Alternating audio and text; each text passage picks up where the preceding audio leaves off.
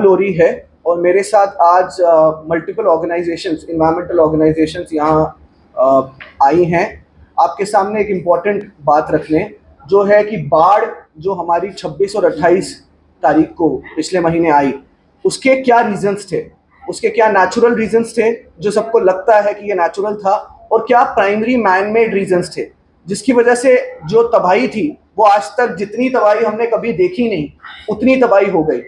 हम लोग आज प्राइमरीली बात करने जा रहे हैं जो प्रोजेक्ट्स तवी नदी के अंदर बने हैं, जो इंफ्रास्ट्रक्चर तवी नदी के अंदर बना है, सरकारी इंफ्रास्ट्रक्चर जिसने बहुत बड़े स्केल पे बाढ़ जो आनी ही थी लेकिन उसको मच वर्स कर दिया और उसके इम्पैक्ट को इतना एक्सट्रीम कर दिया कि आज भी जम्मू के काफी वासी उससे उभरने की कोशिश कर रहे हैं।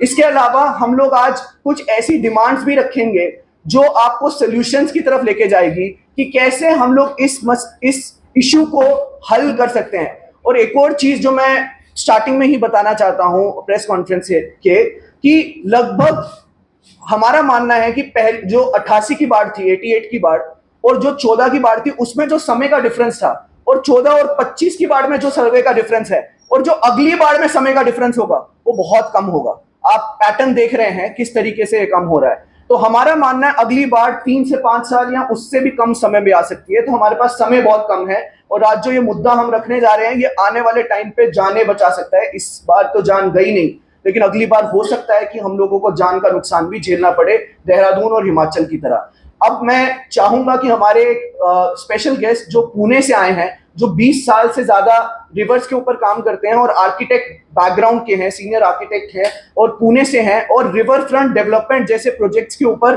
वो पुणे पे भी काम कर रहे हैं जहां पे ये सिमिलर प्रोजेक्ट बन रहा है। मैं चाहूंगा सारंग जी आप अपनी बात रखिए।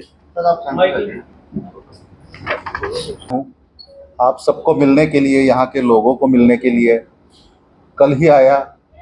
एक दिन में जितना हो सके उतना अलग अलग जगह पे हमने देख लिया है।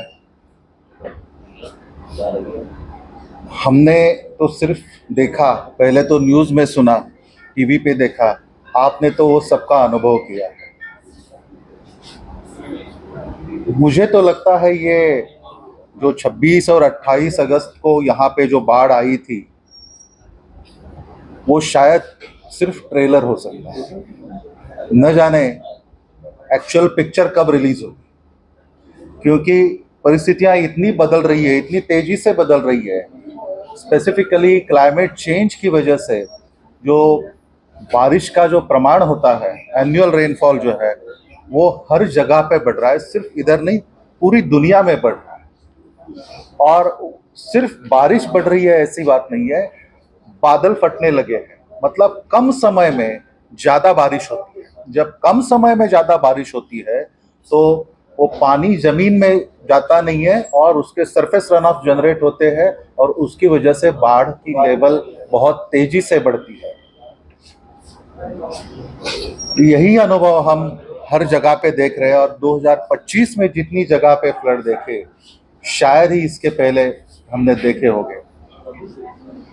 अब इसकी वजह जो है, एक तो है क्लाइमेट चेंज जो आज के हिसाब से अपने हाथ में नहीं है, और दूसरी वजह है जो अपनी विकास नीतियां जो है, हम पानी में कुछ कंस्ट्रक्शन करें तो उसको विकास बोलते हैं, और उसकी वजह से नदियां अपने घर में आ जाए, अपने रास्तों पर आ जाए तो उसको विनाश बोलते हैं।